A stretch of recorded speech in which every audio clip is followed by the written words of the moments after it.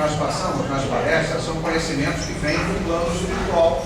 É o que a gente acredita, é o que a gente sente. Né? Claro que esses ensinamentos estão todos nos livros. Esses livros que nós lemos aqui alguns, né? Evangelho sobre o Espiritismo, livro de Ramatiz, livro de Emmanuel, livro de André Luiz.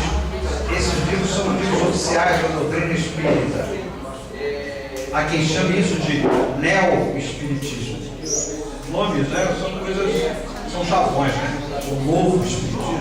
Não existe novo nem velho. O espiritismo tem 156 anos de existência. É uma filosofia, não é um tratado, não é um código moral, é uma filosofia. Toda calcada em cima do cristianismo.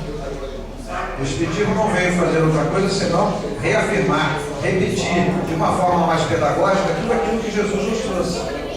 Aquele ambiente tosco, né, de sofrimento, de pessoas muito materiais, né, materializadas, né, que se pensava só no ter, né, dificilmente no ser. Ninguém avalia, a pessoa valia pelo que tinha, não pelo que era, o que tinha de interior. Jesus veio mudar tudo isso aí. Jesus veio fundar a era do amor. Vocês sabem que essa palavra nem existia. A palavra mais próxima de amor era interesse. Deveis vos interessar pelo próximo como vos interessais por vós mesmos. Né? Soa estranho, né? Então não existia a palavra. Jesus veio fundar o sentimento, mas não existia nenhuma nomenclatura para ele. Veja que missão difícil, né? Que ele desenvolveu. E desenvolveu, a era do amor foi até o 2º milênio. E o 3º milênio é a era da... O pessoal que está fazendo pós-graduação, Augusto, Hércules, vocês vão ficar reprovados. Vão entrar no doutorado. O 3º milênio é a era da razão.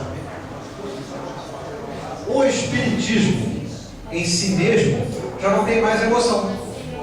O espiritismo fala da razão, do porquê das coisas, das origens, toda a filosofia, né? Busca as origens, explicação das origens. Por isso, eu perguntei para uma jovem hoje, por que o espiritismo? Porque eu quero saber das coisas. Isso significa que as outras doutrinas têm dificuldade de explicar as coisas. E explicam pelo dogma, né?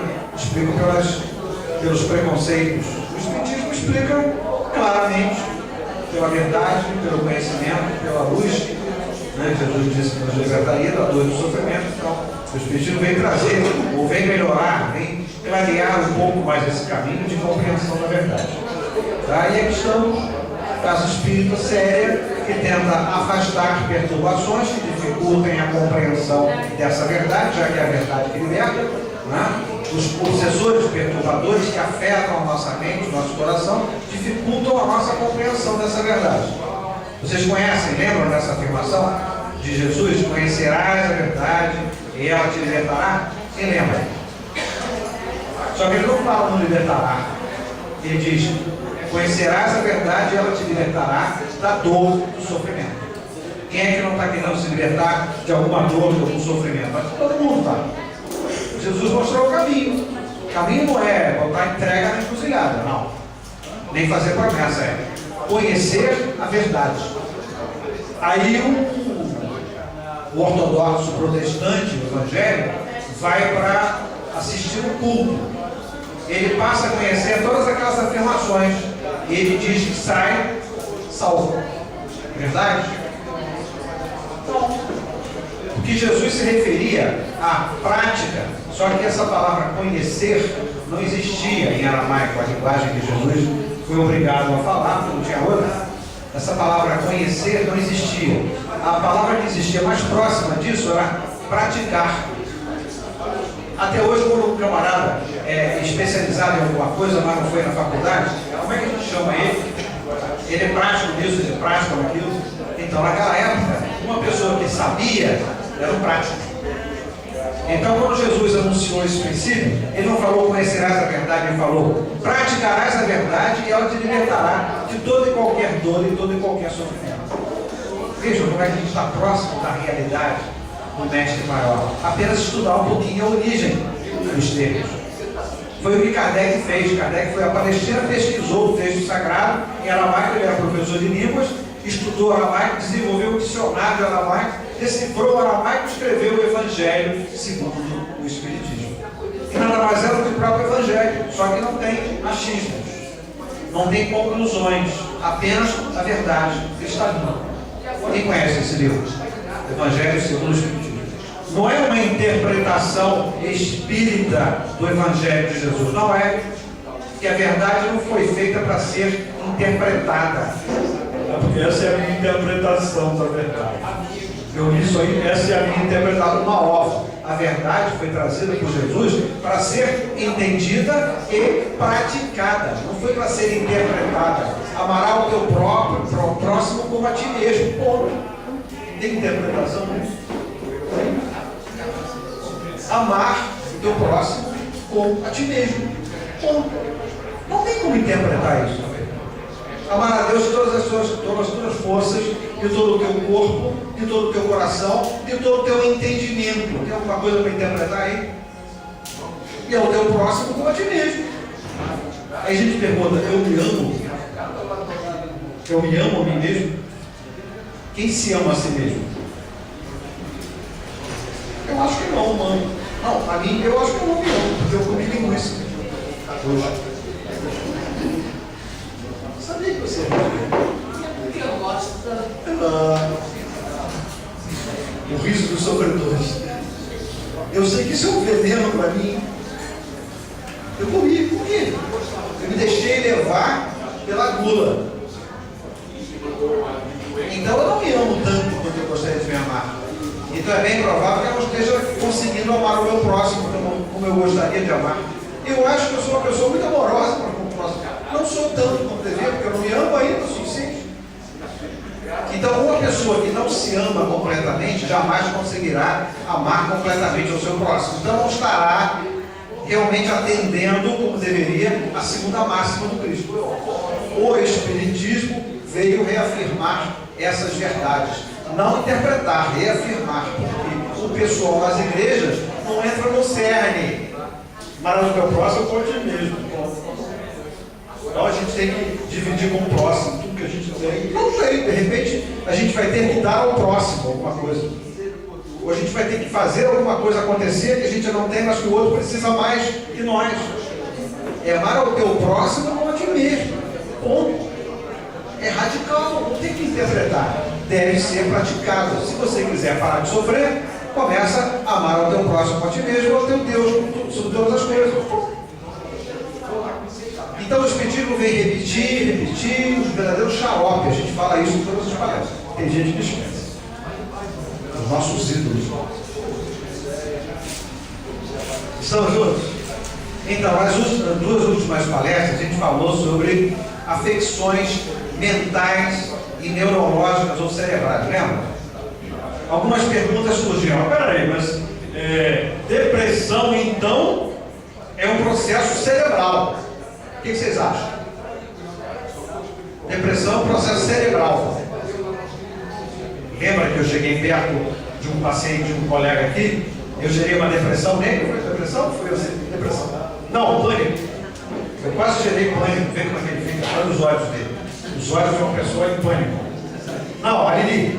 Eu consegui fazer a Lili entrar em depressão. Eu pensei assim, o que eu fiz horroroso? Você não vai passar por vestibular. Está tudo errado na sua vida. Você é uma péssima mãe. Eu posso gerar uma depressão. Se eu mostrar para ela tudo de ruim que poderá acontecer com ela, eu não. Um espírito obsessor que fale mentalmente para ela. Subconsciencialmente, ela não ouve auditivamente, ela ouve cerebralmente. Onde é que tem processo cerebral aí? Não tem. É um obsessor agindo sobre a mente dela. Ela vai tomar um remedinho pro cérebro e vai fazer ela ficar animadinha. Mesmo achando que o filho dela não vai passar no vestibular, ela vai ficar excitada. É a fluoxetina. A fluoxetina é um excitante neurotônico. Você mexe no cérebro, mas quem afetou foi a mente. A diferença entre mente e cérebro, qual é? A mente é no espírito. O cérebro é na caixa craniana. Então você toma remédio para o cérebro, mas o problema está na mente. Por isso que não cura a depressão. Mas aí o médico diz para você vai ter que tomar esse remédio o resto da vida. Isso aí volta. Você toma aí 1 ano, depois você dá uma paradinha e volta depois. não volta? Volta, porque o obsessor vai estar sempre agindo. Então, como é que cura a ação do obsessor? Entenderam isso? Você entendeu isso? Se é uma ação externa a você, não é um mal cerebral. É um mal espiritual. Espiritual e mental é sinônimo, tá? Espírito e mente é a mesma coisa. Está acompanhando? Tá? Espírito e mente é a mesma coisa. Então, um mal espiritual é um mal mental e vice-versa. O mal mental não se cura com remédio para o cérebro. São os psicotrópicos, são remédios para o cérebro e não para a mente. Como é que cura então a mente? Tratamento mental. O que é o tratamento mental? Tratamento espiritual. É o que a gente faz no centro espírita. Então, eu começo a me sentir extremamente angustiado, triste, realmente dá um total. O que eu faço? Eu procuro um psiquiatra, digo, doutor, Eu acho que eu estou depressivo. Ele vai receita para você. Está dormindo bem? Não, não tenho mais noite agitado. Então, receita um diazepam, um Rivotril da vida de noite e o Fluxen ou Fluxetina de manhã. O próximo, pronto, me ganha 1% da receita de comissão, porque receitou o psicotrópico para você. Ó, daqui a 20 dias tem que voltar para fazer outra receita, hein? Entendeu? Então não se deve ir ao médico, psiquiatra, neurologista, nem clínico geral, porque você está se sentindo extremamente angustiado, triste, acabrunhado, sem uma razão específica. Procura primeiro um centro espiritual. Ok? E o subansioso? Por que eu estou tão ansioso? Está tudo certinho, a minha programação está toda sendo cumprida, a minha agenda está perfeita. Por que eu estou assim, tão eufórico? Você não tem uma razão específica, é uma atuação externa a você. Procura um centro espírita. De preferência aqueles que fazem desobsessão. Aqui ainda tem vários casos espíritas que fazem desobsessão. Antes de procurar médico. Está claro isso aí? Agora, existem processos cerebrais. Lembra dos exemplos? Anencefalia, ou anencefalia, pessoas que nascem sem cérebro, com metade do cérebro, síndrome de Down, Alzheimer, Parkinson, o que mais? Epilepsia está provado que não é mal cerebral. O que mais? Poucos mais. Esquizofrenia não está provado. Lembra que eu contei? Pega a cabeça do cara que supostamente morreu com esse mal, congela aquele crânio, congela ele, corta com um disco de diamantes, películas de 2 milímetros, pega o cérebro de uma pessoa que morreu de outra infecção qualquer, que não cerebral, congela também, corta, compara, não se vê diferença nenhuma. Então, não pode ser um mal cerebral. Aquele diagnóstico ou estava errado, ou não é causa cerebral esquizofrenia. E eu tenho tido vários casos no consultório, superados, curados, pessoas que passam a ter uma vida normal, sem usar psicotrópico há muitos e muitos anos. Então, tem horas que é, tem horas que não é. porque tem umas enzimas que antes de você congelar o cérebro, elas já foram dissolvidas pela vida. Tem um monte de teorias para justificar que é um mal cerebral, justificar que tem que tomar remédio psicotrópico o resto da vida. Como é que você pode dizer para o paciente, olha, vai se acostumando, essa meia dúzia de comprimidos, você vai ter que tomar até o resto da vida? Quem que já ouviu isso? Você falou comigo, você dá boa, agora vai dizer que dá boa. Quem mais? Ninguém mais? Graças a Deus. Mas quem tem alguma desconfiança, recebe um pseudo-diagnóstico, já ouviu? E doutor, quando é que eu vou parar de tomar esse remédio? Não sei não, vai tomando. Tem uma outra falácia. Você vai ficar tomando aí uns 2 anos, daqui uns 2 anos a gente troca. Para não dizer que vai tomar o resto da vida, para não deixar o cara apavorado, há uns 2 anos aí. Depois de 2 anos a gente muda. Tá? Epilepsia, tem um caso aqui, é pena que vai ser difícil de achar. Tenta achar. Jesus cura, acho que é Evangelho segundo São Mateus. Jesus cura o epilético. Quem lembra disso? Você falou de epilepsia, né? Jesus curou o epilético. O pai do garoto levou o garoto até Jesus. Mestre, ele cai no fogo, cai na água, às vezes se queima, às vezes se afoga. São as convulsões epiléticas. O cara cai no chão e fica espumando e tremendo. Pode curar, mestre Jesus, o meu filho? Jesus coloca a mão na testa do garoto e fala assim: afaste-se dele, espírito imundo. O que acontece? O garoto fica bonzinho, nunca mais tem convulsão. Está respondida a pergunta? Então não é um mal cerebral, é um mal de acompanhamento espiritual obsessivo. Quer dizer que tudo é causa espiritual. O que vocês acham? Esse careca está maluco, está paranoico agora com o negócio de espírito. Para ele, espírita, tudo é... O que vocês acham? Todos os nossos males, físicos e não físicos, têm origens espirituais. Os aleijões também. Conhece, lembra aquela história da mulher que veio sem uma mão? Com um cotoquinho, batendo na minha mesa? Quem lembra dessa história nojenta? Começou a sair sangue. Você até vomitou naquela noite, né? Começou a sair sangue do cotoquinho da mulher. Ela com raiva: doutor, por que eu nasci assim, doutor? Por que eu nasci assim? A minha evidência é assim: eu só vejo coisa ruim, coisa boa eu não vejo nunca.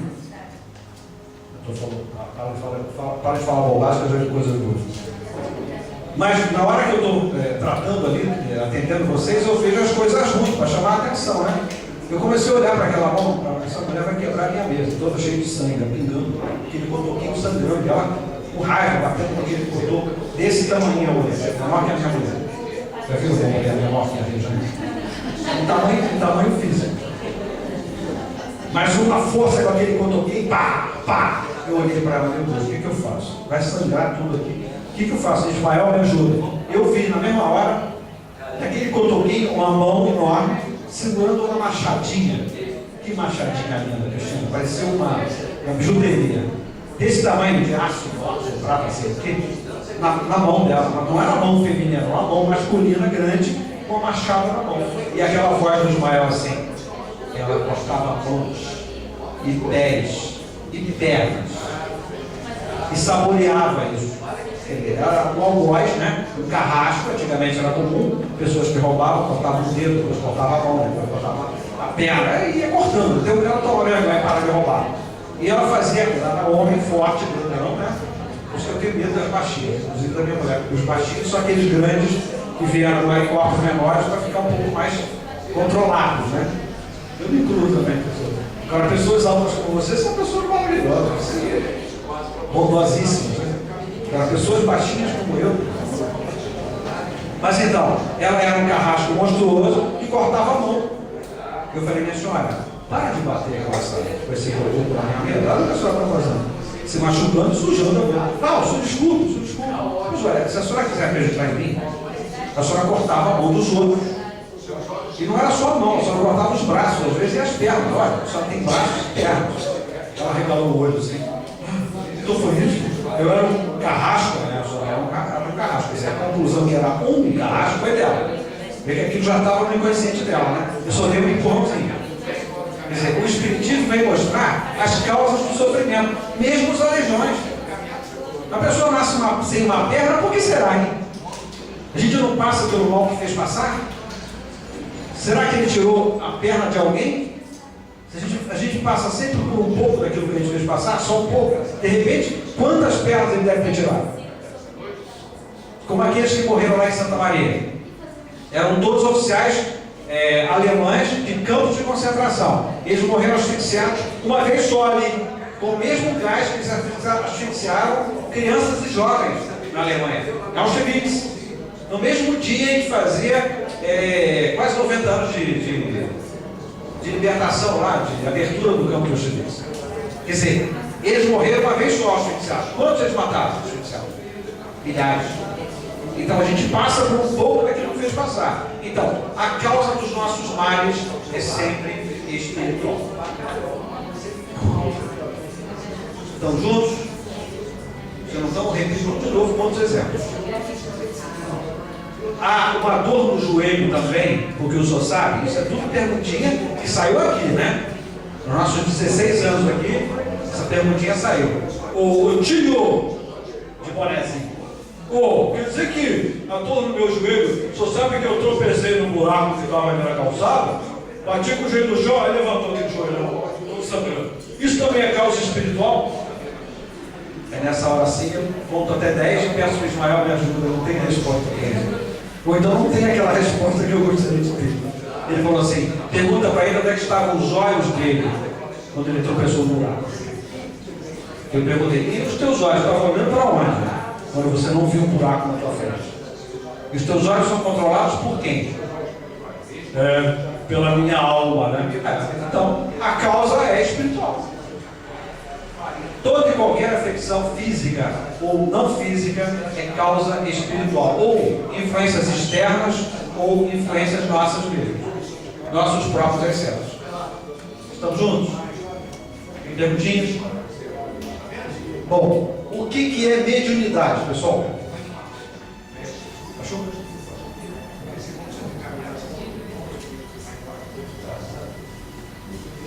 Aquilo que eu fazia, tá? A cura de um menino epilético. Evangelho segundo São Mateus, capítulo 14. Quando chegaram à multidão, um homem aproximou-se de Jesus, ajoelhando-se, dizendo: Senhor, tem misericórdia do meu filho, que é epilético e sofre muito. Ele muitas vezes cai no fogo e na água. Eu o trouxe aos seus discípulos, mas não puderam curá-lo. Respondendo Jesus, ele entregou os discípulos, né? Como incompetente. Jesus deu uma bronca para os discípulos, disse: respondendo Jesus, ó geração incrédula e perversa, até quando estarei convosco? Trazei-me aqui o menino. Jesus repreendeu o demônio e este saiu do menino. E desde aquela hora o menino ficou curado.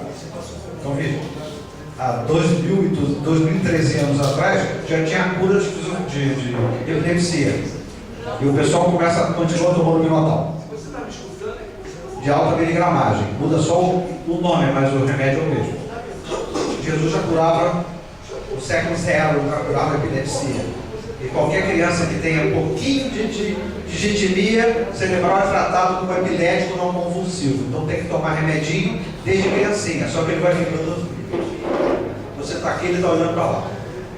Conhece criança assim que está tomando psicotrópico? Criança que não brinca, criança que não ri, criança que não faz arte, é criança doente. Mas não é doente pela doença mental, é doente pela medicação psicotrópica que gera efeito colateral.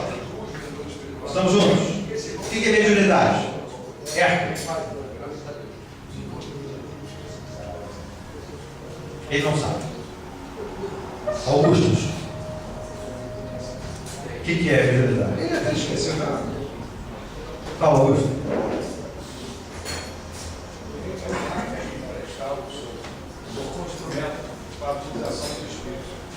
É o ato de emprestar o seu corpo, eu empresto o meu, como instrumento para a caridade. Quem concorda com ele? Quem discorda? Vocês têm personalidade, hein? Puxa vida. Fala. Tem vários tipos de mediunidade, Augusto. Quem explica melhor? Fala, Zé. Sobrou para você. Todo mundo olhou para você porque é você que vai responder.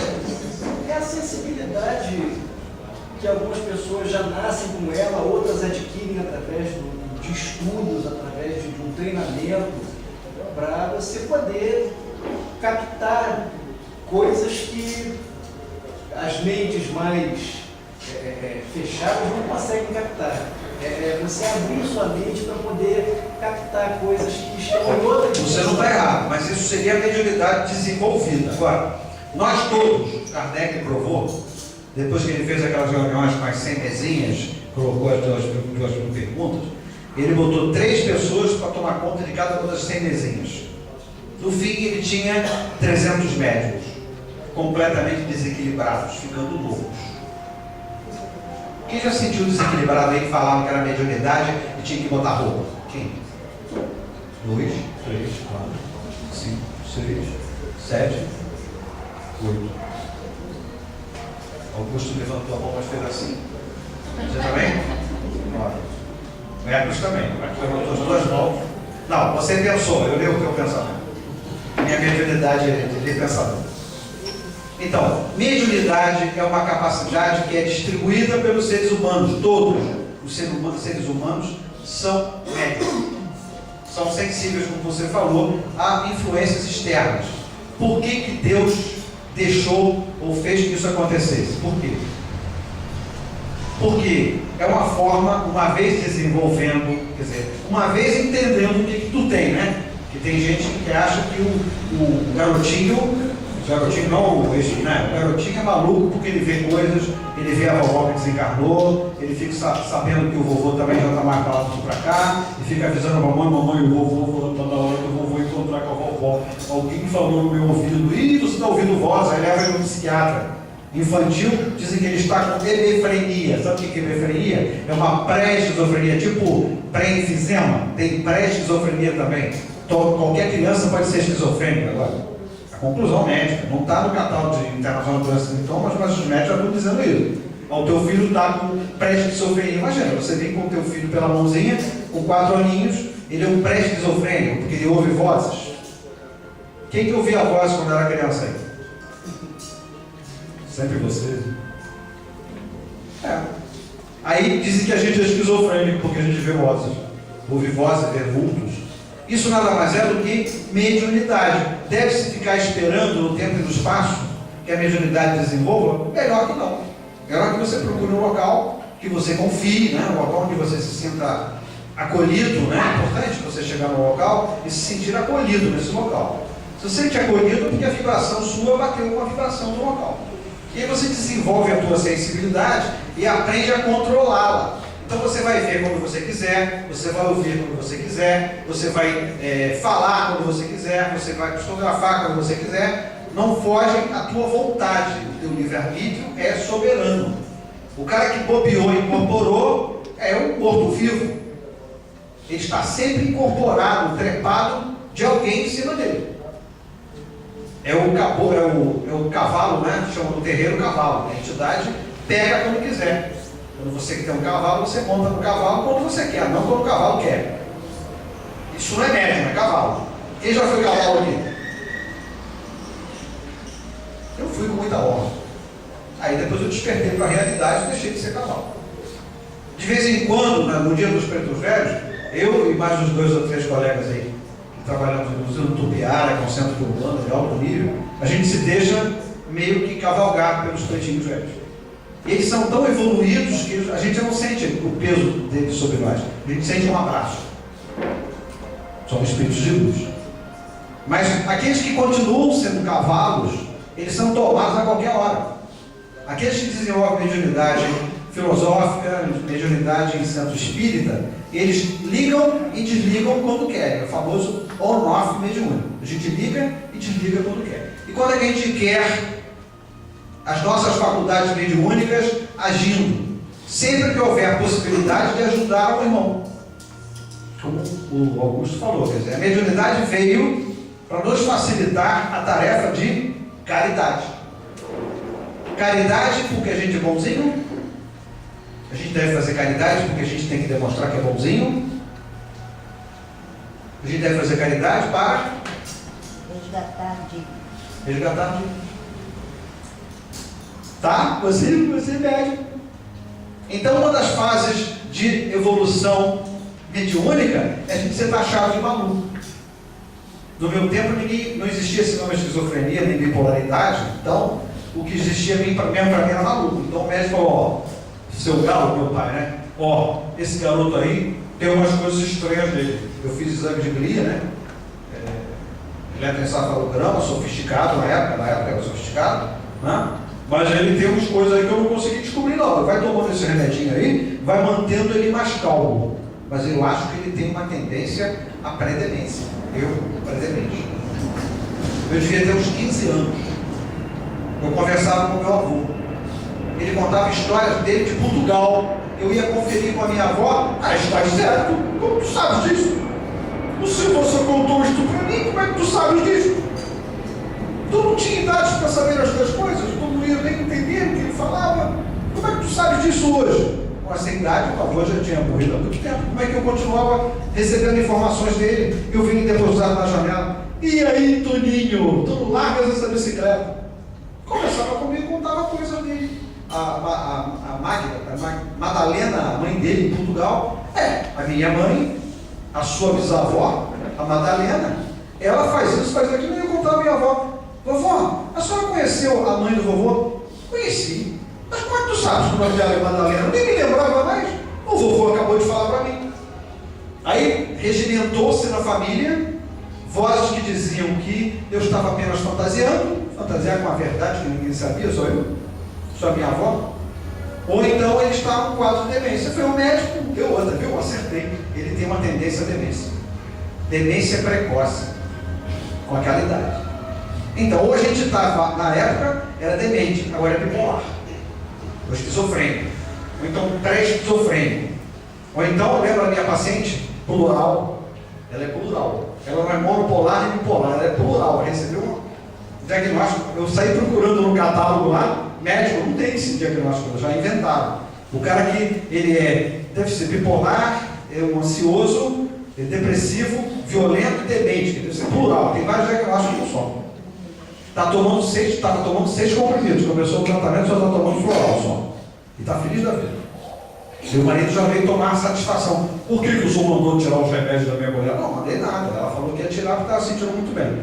Realmente ela está bem melhor. Nunca viu ela tão bem. Ótimo, então vamos continuar. Está dando certo? Vamos continuar. Mas não fui eu que mandei tirar, não posso mandar tirar remédio. Ela chegou à conclusão que não deveria mais comprar os remédios. Estamos juntos? Então, mediunidade é uma capacidade que todo ser humano tem, uns mais, outros menos, de receber informações do plano espiritual e passá-las ao plano físico.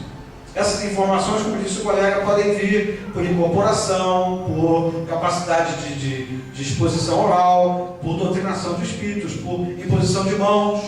Quem já sentiu que quando bota a mão perto de alguém que está dodói, a mão fica quente? Quem já sentiu que fica gelado? Sentir que está quente, quer dizer que a pessoa está com mais saúde que você. Você está recebendo. Quando você sente que a tua mão fica gelada, é que você está com mais saúde que a pessoa, sai energia de você para ela. Quando esfrega a mão, fica vibrando quente, se você coloca em cima de alguma coisa que está dodói, melhora. Até em você mesmo. Quem já sentiu isso? Todos nós somos médiuns de cura também. Nós podemos curar como Jesus o fez. Lembra isso, né? Agora imagina falar isso em plena Inquisição Católica. Foram 2 cientistas do Clube de Ciências de Paris para a fogueira crematória, porque disseram que quando esfregavam a mão e colocavam as mãos quentes sobre um edema, aquele edema murchado. Um foi o filho de Flammarion, um astrônomo conhecido, né? Muito amigo de Kardec, foi para a fogueira da Inquisição. Porque os padres nunca curavam ninguém, né? Deviam curar, né? Não eram discípulos de Jesus, eram como se fossem novos apóstolos, nenhum deles curava. Só que os camaradas iluminados, né, que acreditavam na força divina e estudavam ciência para entender por que Jesus curava com as mãos, não tinha nada a ver com religião, nem com dogma católico, era apenas ciência, né, metafísica. Eles curavam os seus pacientes sim com as mãos. A mediunidade de cura todos nós temos um pouco. Mediunidade de incorporação, todos nós temos bastante. Quem é que varia de humor ao longo do dia? Ao longo da hora, você vai dormir feliz da vida numa sexta-feira, véspera de sábado, o melhor dia da semana, não é? Mesmo para quem trabalha sábado. Não, você trabalha sábado? Então estou explicando. Mas mesmo quando eu trabalho sábado, é uma alegria para mim no sábado, porque tem aquelas perspectivas de um domingo, né? E você vai feliz da vida, tem uma programação de passeio no sábado, não é trabalho, é feriado naquele dia. Você acorda angustiada no sábado, né? Doida para chegar logo amanhã para você começar a se divertir no sábado de manhã. Um dia lindo, passarinhos cantando, você acorda angustiado. Quem já passou por isso? Como é que se explica? Fizeram uma culpa para mim, né? Uma coisa. Não, pode ter sido, mas é influência externa agindo sobre o teu humor, agindo sobre a tua vontade. Você não está bipolar, não. Na sexta você está feliz, no sábado você está angustiado. Isso não é bipolaridade, isso é obsessão espiritual. Antes de ter certeza, procura a casa espírita, antes de ir para o psiquiatra. Vou fechar o consultório de todo mundo. Ok? Não precisa nem procurar terapeuta, não procura o centro espírita direto. Tá? Porque quando me procuram assim, eu fico com meus últimos cabelos arrepiados, eu não dou nem faço nem consulta, nem cobro nada, mando para o centro espírita. Fala. A gente pode também, as pessoas que sonham, também a profissão dela pode ser através de sonhos, avisos. As pessoas que recebem avisos por sonhos são pessoas que, com mediunidade de premonição. É um tipo de mediunidade. Só que a premonição é sujeita a chuvas e trovoadas. Quais são essas chuvas e trovoadas? Qual é a entidade espiritual que está dizendo para você que ele vai tropeçar daqui a pouco na calçada? Qual é que está dizendo para você?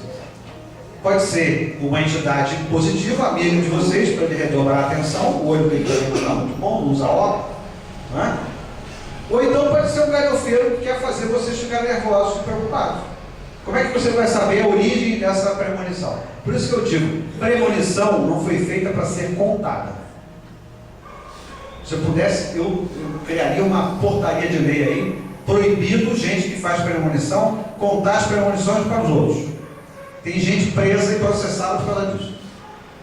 Porque acerta na primeira, acerta na segunda, acerta na terceira, acerta na 10ª, fica com um bom conceito.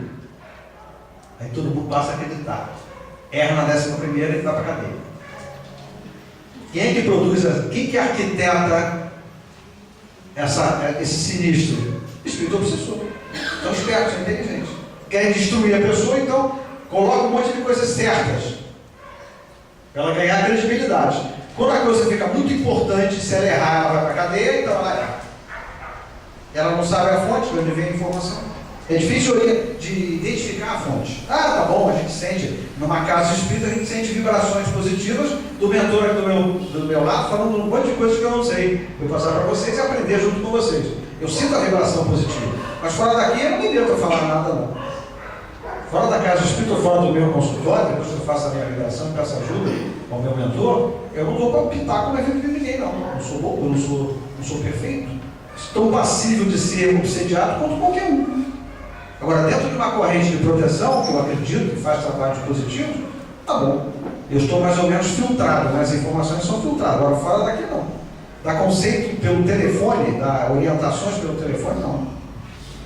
Dentro do consultório da casa espírita, eu dou com bastante cautela. Ok? Não sei se eu te respondi. Premonição não é coisa boa. Não é coisa boa. É importante ter bastante cuidado com ela e não contar para ninguém. Outra coisa, não se deve contar pesadelo. Por quê? Pesadelo não é coisa ruim? Não é coisa que faz a gente sofrer, ficar apavorado? Então não se deve contar, porque o cara que botou aquele pesadelo na tua cabeça não é um espírito bom. Ele está tentando confundir você e fazer você sofrer. Fez você sofrer a noite toda com aquilo ali. Sabe aqueles pesadelos que você acorda para assistir, volta e continua? Terrível, né? O intervalo é fazer o xixi e volta. Tem uma teoria que diz que isso é sonambulismo. Na verdade, você saiu para fazer xixi mecanicamente. Você não despertou completamente.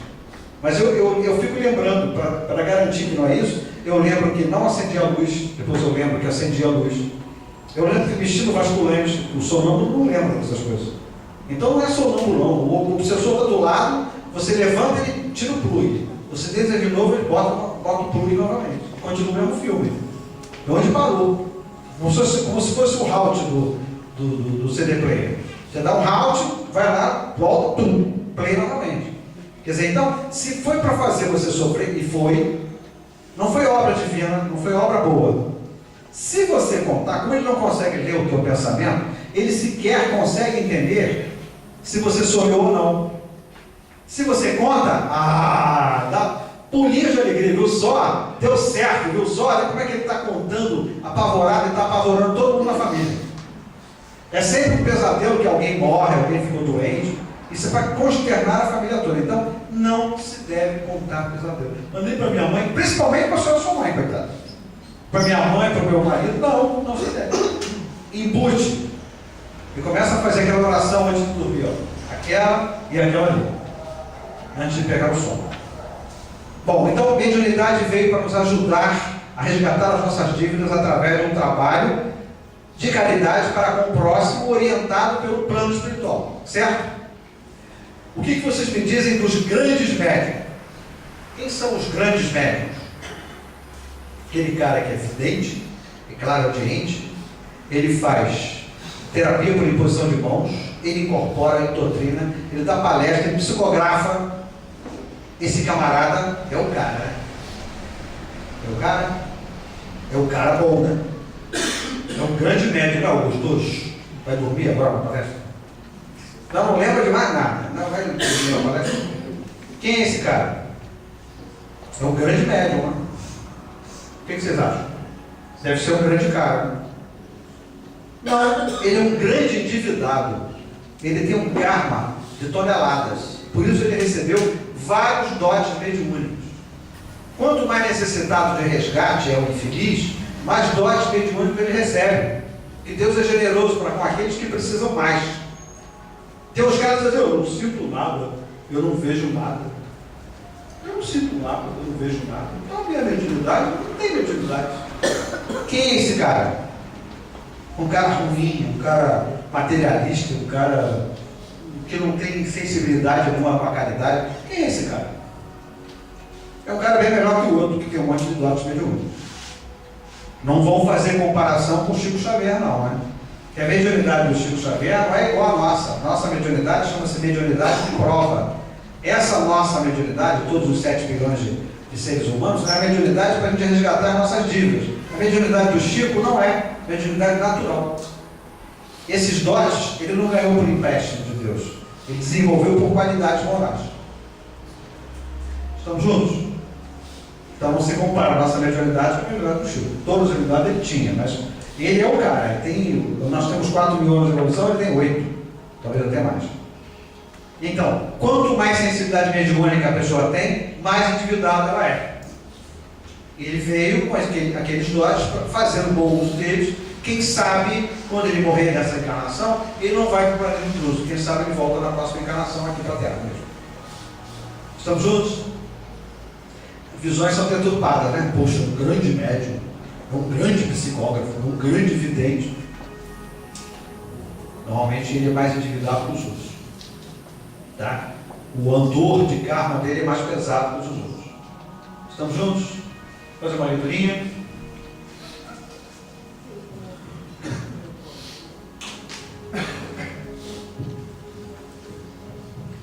O 6º e o 7º sentidos, mediunidade e faculdades próprias.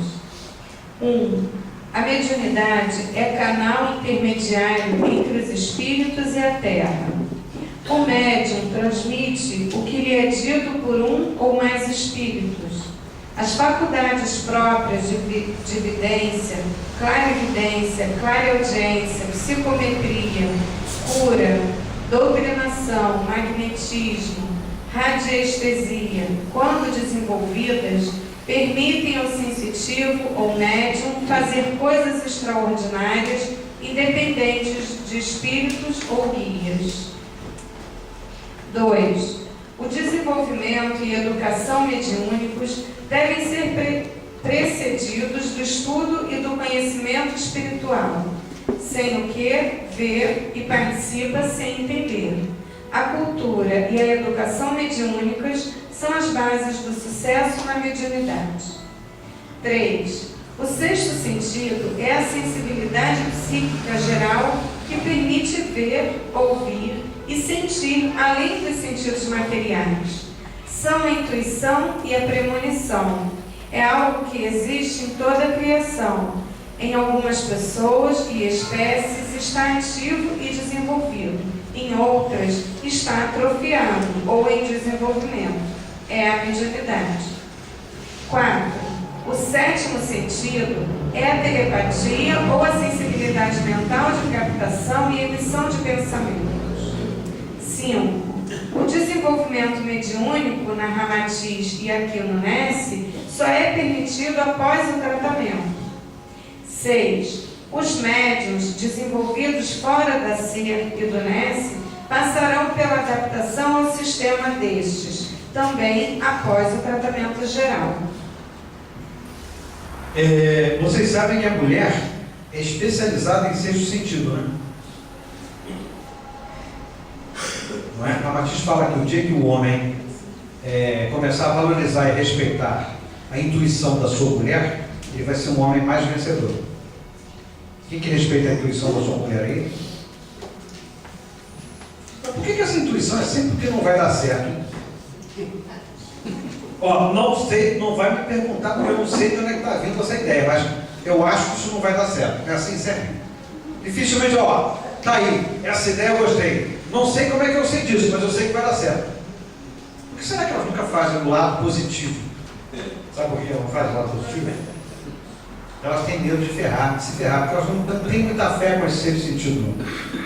Então, eu poderia reforçar o que Ramatiz fala, quer dizer, o dia que as mulheres também acreditassem mais no seu sexto sentido, incentivassem os homens quando elas sentem que aquilo ali é uma boa ideia, elas ficam, não, peraí, não vou estimular não, porque esse cara é meio exagerado, ele vai investir tudo que a gente tem aqui e se der errado, a culpa é minha. Então, fica na retranca. Mas as mulheres vêm dotadas com um sexto sentido mais apurado, porque são corpos mais frágeis. Parada porque vocês pensem, tem mulher que não, tem mulher que é mais forte que outra, né? Mas via de regra, as mulheres são espíritos que vêm em corpos mais frágeis. Então, Deus deu a elas um sentido mais amplo, para elas terem uma intuição mais sensível. Na verdade, a mediunidade intuitiva é a mediunidade mais valorizada hoje em dia. É aquela mediunidade que não é bobeou, incorporou, né? Esse fio não. Como é que é? Eu estou sentindo uma voz, realmente, me parece eu estou sentindo uma vibração muito boa. Estou sentindo realidade, está dizendo que a graça do Senhor esteja convosco. Eu estou entre vocês que são dois, para explicar a todo mundo com mais detalhes, né? O que é realmente ser médium. Ser médium é passar a ter certeza absoluta da sua natureza divina, da natureza de um ser divino na Terra, como o nosso Mestre Jesus, como tantos outros luminares que aqui estiveram. Então, ser médium é ter, por alguns instantes que seja, essa convicção bem forte, bem reafirmada em nós, de que nós somos realmente filhos de Deus, deuses, portanto. Graças a Deus. Então, isso é ser médium. É quando você sente uma vibração boa, você poder fechar os olhos. Por que eu fecho os olhos? Porque eu me concentro auditivamente, né, naquilo que está sendo trazido. Se eu ficar olhando para vocês, ficar um rindo, fazendo cara feio, o outro olhando para o relógio, doido para acabar a palestra. Essas vibrações nefandas, né, atrapalham a vibração sutil. Então, eu fecho os olhos, tento me concentrar naquilo que está chegando. Tá? Agora, quem chegou aqui pelo lado esquerdo, você não vai acreditar, é o preto velho. Ele tem uma estatura assim, menor ainda que a Rejane, completamente corcunda, com as mãos para dentro assim. Só que na encarnação anterior, ele não era assim tão feio. Ele era um indiano, um mestre indiano, um guru indiano que receitava. Já viu negro africano receitar floral? Pois ele receitava floral. Mas ele prefere vir todo encarquilhado, todo dificultoso no movimento, fazer muitas vezes o médium em que ele encosta no terreiro, né? Se sente montado por ele, fica todo encarquilhado também. Mas numa casa espírita ele não faz ninguém ficar encarquilhado. Não é como o Augusto disse, que a gente cede ao nosso corpo. Não cede o corpo nenhum. Eu cedo a minha intuição. Eu recebo dele a intuição do que ele quer falar. Porque a mensagem que ele passou não foi uma mensagem bonita? Talvez não me lembre nem muito bem dela, eu simplesmente fui recebendo e passando para vocês. Confiante na vibração amorosa, afetuosa, como eu já tenho tido dele outras informações também tão bonitas, né? Então, confiando na presença de um ser de luz, eu simplesmente ouvi e falava, sem passar pelo crivo. Tanto é que eu completamente esqueci o que ele tinha falado. Alguma coisa ligada a ser divino só. Então, isso é ser médium intuitivo. Então, a mediunidade de intuição acabou com aquela história de cavalo. Você ficar pulando no chão, cair no chão, ralar o joelho, o cotovelo, se machucar. Tem que incorporar, tem que rodar, tem que botar roupa, não tem que nada. Apenas fica sensível. Se você sentiu uma boa vibração, tenta passar a mensagem. Essa é a mediunidade de incorporação intuitiva. Por aproximação de aura, a gente sente aquele calorzinho da aura do espírito comunicante e o teu guia espiritual do teu lado, dando segurança a você. O coração dá uma disparada, indicando que o guia espiritual está do lado, fortalecendo você, e do outro lado, um espírito que você não conhece, mas sente uma boa vibração também. Então você começa a passar a mensagem. Isso pode ser também, em vez de você falar, você pode escrever o que vem na mente. É a psicografia. Estamos juntos? Mais uma leiturinha, a gente sempre encerra. Medianismo, ramatismo. Todas as criaturas são médiums? Página 33 e 34. Não há dúvida de que todas as criaturas são médiums. A mediunidade não é faculdade designada somente a alguns seres ou exclusivamente aos espíritos, mas a todos os homens, como espíritos encarnados na matéria que são intermediários das boas ou mais inspirações do além-túmulo. É evidente, entretanto, que a faculdade mediúnica se manifesta em conformidade com o entendimento e o progresso espiritual de cada criatura. Em geral, as criaturas humanas ignoram ou não percebem a sua faculdade mediúnica, porque, sendo fruto da sensibilidade específica, nem todos têm noção de quando participam dos fenômenos do mundo oculto, e assim confundem facilmente, tomando-os como se fossem manifestações comuns da vida física. Mesmo os homens que se dizem ateus ou são descrentes da imortalidade da sua própria alma, não estão isentos da mediunidade. Eles também podem ser instrumentos inconscientes de inúmeras ações, fenômenos e inspirações dos desencarnados.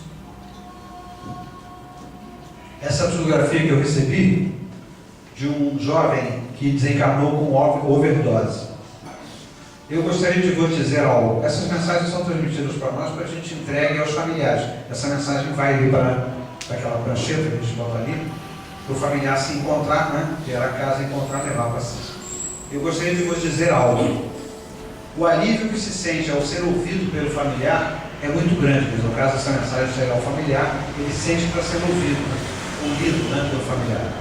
O auxílio que recebemos aqui nos faz sentir amados por pessoas que sequer conhecemos. As saudades dos familiares diminuem gradativamente à medida que reconhecemos a realidade do nosso karma e as possibilidades de reencontros. As angústias e os sentimentos de culpa e de perda reduzem até que se anular quando entendemos que poderemos recomeçar, reaprender e refazer tudo de novo. O sentimento cósmico, universalista de amor divino nos envolve, alimenta e anima, quando reconhecemos, na verdade, o verdadeiro caminho para a salvação e para a felicidade. Feliz por estar aqui agora, apenas um amigo ainda adolescente, mas que já desencarnou de overdose. Gilberto Nunes, conhece ele? Gilberto Nunes. Vou pendurar aqui, se aparecer a pessoa, vai levar para casa. Quer dizer, então, a mediunidade, nos padrões do terceiro milênio, é uma mediunidade sem ter que. Tem que botar roupa, tem que fazer obrigação, tem que deitar para o santo, tem que acender vela, tem que. Acabou isso aí. Mediunidade é prática de caridade. O médium deve se apresentar na casa espírita feliz. Mediunidade traz felicidade quando ela começa com verdade, sem dogmas, sem achar que o cara está ficando maluco, desequilibrado, excêntrico. Né? Então é importante a casa espírita séria, que recebe a pessoa que está em desequilíbrio, sendo taxado disso ou daquilo, e coloca ele no caminho da verdade, explicando, respondendo, tirando dúvidas. O Espiritismo não deixa nenhuma pergunta sem resposta. Ah, porque nem todo lugar tem um cara safo como você ou essa, que está há 46 anos na mediunidade. Não precisava ter nem 10 anos de mediunidade, nem 2. Basta que o cara esteja à disposição de receber orientações, como eu acabei de receber essa. Se você não sabe responder uma pergunta, orientar uma pessoa que te procura, fecha os olhos, pede presença do teu amigo espiritual, ele vem, coloca no teu ouvido tudo aquilo que você tem que explicar. Você usa a mediunidade para ajudar as pessoas que estão buscando ajuda. Mediunidade é para isso. É para fazer espetáculo, circo, adivinhar o que o outro está pensando, coisas assim. Tá? Isso já foi, isso aí não existe mais. O que existe hoje é prática da caridade usando os dotes mediúnicos. Nós vamos continuar na semana que vem mais uma outra palestra sobre mediunidade. Quem quiser trazer perguntas, traga. Tá bom? Vamos encerrar, mas antes vamos ler uma mensagem que tínhamos que ler na semana passada e por opção minha não lemos. Oração de um peregrino exausto.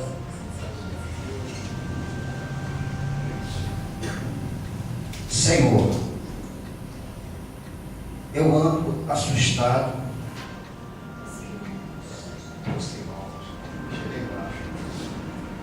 Não seja bruto. Tem que dar o mesmo. Vamos lá. Senhor, eu ando cansado da vida, cansado de mim, cansado dos outros. Não sei, às vezes com raiva de tudo e de todos. É que eu ando exausto, esgotado, e as mínimas coisas me irritam, Senhor.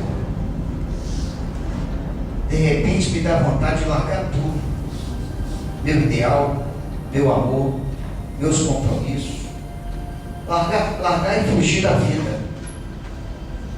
Assim, se eu pudesse fugir dessa vida em que vivo, fugir dessa angústia de que me oprime, dessa incerteza que me fere, dessa canseira que me dói o corpo todo.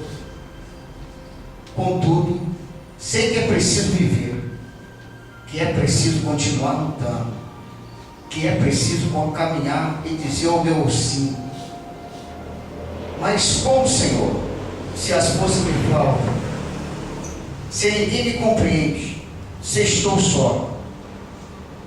Você sabe, Senhor, que vontade não falta. Sabe que eu quero viver o amor, mas pobre demais, fraco demais, instável demais. Não somo. Senhor, às vezes que eu caia, lembre das vezes que eu me ergui na queda, com o coração em pranto pelo meu fracasso, mas disposto a melhorar. Preciso de forças, Senhor, preciso de coragem. Sou um peregrino exausto, que sabe que a vida continua, e que o amor existe, e que é preciso andar. Ainda eu conto com vossa em minha jornada, com você em minha jornada. Ainda bem que a gente acredita nisso, né? A gente pode contar com Ele. Ele está conosco, pela sua verdade, a verdade do seu Filho na terra, né? Que sofreu por nós, né? Perguntas? Vamos encerrar? Fazendo a nossa, aquele nosso escaneamento, na nossa casa, nosso ambiente de trabalho. Vamos começar pela nossa casa, todo mundo de olhinho fechado. Vamos pensar nos nossos componentes familiares, nossos parentes queridos. Tenta lembrar da fisionomia de todos os teus parentes. Vamos dar prioridade e atenção maior àqueles mais difíceis, parentes mais dificultosos, parentes.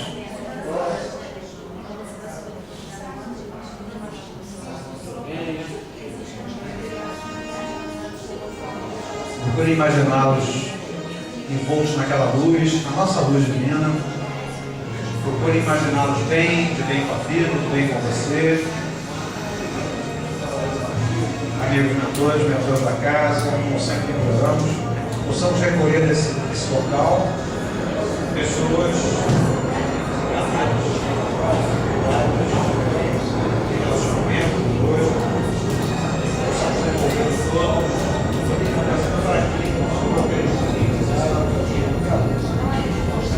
Eles sejam envolvidos, orientados em casa, a parte espiritual, não poderão gozar da felicidade,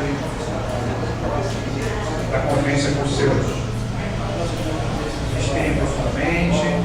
Vamos imaginar agora os nossos colegas no nosso ambiente de trabalho.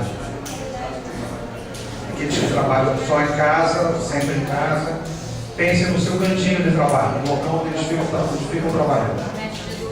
Os demais pensem nos seus componentes, nos seus subordinados, nos seus chefes, dando prioridade àqueles mais difíceis de relação.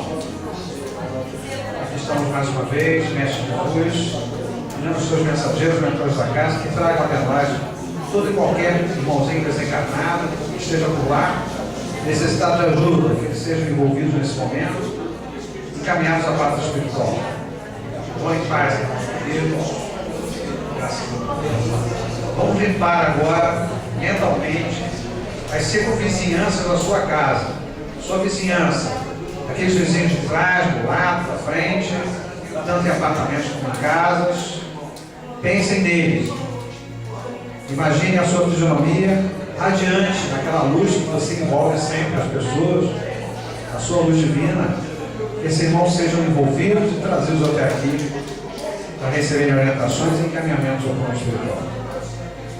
Sejam bem-vindos, irmãos. Os amigos mentores da casa, em nome do Mestre, possam envolvê-los, orientá-los e encaminhá-los ao plano espiritual, poderão receber o repouso e a felicidade merecida. Vamos em paz, irmãos. Graças a Deus. Respirando fundo mais uma vez.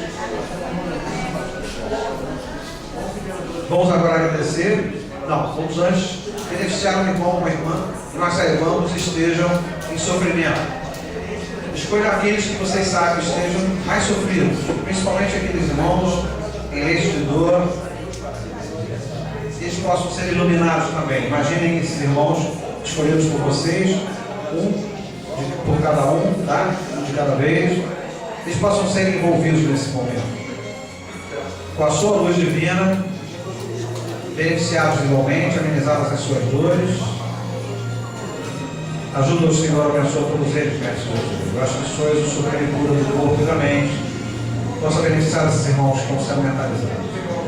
Graças a Deus. Respirem profundamente, vamos todos agradecer pela noite de contato com essas verdades libertadoras e consoladoras.